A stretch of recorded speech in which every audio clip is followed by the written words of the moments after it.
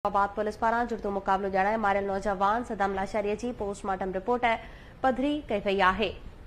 अव्हां खे ॿुधायूं पिया सदाम लाशारी जो मौत 4 गोलियूं लॻण सबब थियो। खेसि 2 गोलियूं पुठीअ में लॻियूं हुयूं ऐं 2 पेट में लॻल हुयूं। शुरूआती पोस्टमार्टम रिपोर्ट में ॼाणायो वियो आहे। गोलियूं लॻण सबब सदाम लाशारी जे हिपड़नि ऐं मादे खे नुक़सान पहुतो। पुठीअ में लॻल 2 गोलियूं पेट मां निकितियूं। पोस्टमार्टम रिपोर्ट में ॼाणायो वियो आहे। शुरूआती पोस्टमार्टम रिपोर्ट जे हवाले सां ॿुधायूं पिया पुलिस जे जुड़तू मुक़ाबले में मरण ऐं बाद में साथी जे फायरिंग में मारिजण वारे दावान जा पोल पधरा करे छॾिया।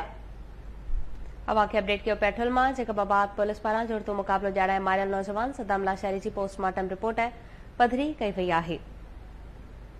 बिल्कुल नाज़रीन, अव्हां खे अपडेट कयूं पिया सदाम लाशारी जो मौत 4 गोलियूं लॻण सबब थियो। खेसि 2 गोलियूं पुठी में लॻियूं ऐं 2 पेट में लॻल हुयूं। शुरूआती पोस्टमार्टम रिपोर्ट में ॼाणायो वियो आहे। ॿुधाईंदा हलूं पोस्टमार्टम रिपोर्ट मूजिब गोलियूं लॻण सबब सदाम लाशारी जे फिफड़नि ऐं मादे खे नुक़सान पहुतो। पुठीअ में लॻल 2 गोलियूं पेट मां निकितियूं।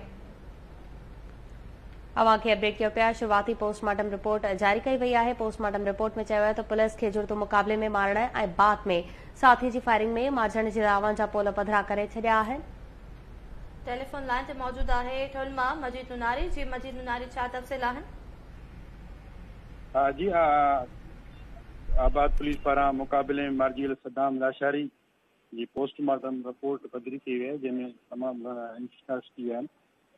पुलिस मुक़ाबले में ॼाणायो वियो त जेको एफआईआर में ज़िक्र कयो त पुलिस जेको मुक़ाबले में जेको मारिजी वियो आहे उनखे साथियुनि जी गोली लॻी, पर पोस्टमार्टम में सदाम लाशारी जेको जारी कयो हुन में डॉक्टर जारी पोस्टमार्टम ॿुधायो त 2 गोलियूं जेके आहिनि सदाम खे साम्हूं पेट में लॻल आहिनि ऐं 2 गोलियूं जेके आहिनि उहो पोयां लॻल आहिनि।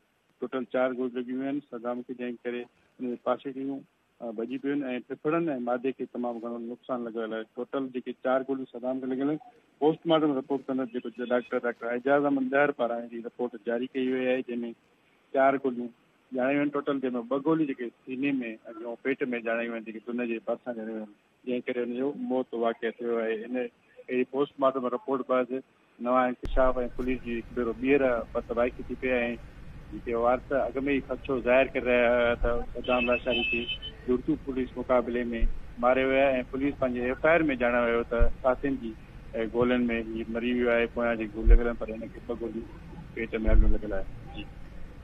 ठीकु आहे मजीद नुनारी, अपडेट करण लाइ वॾी महिरबानी। आवाज़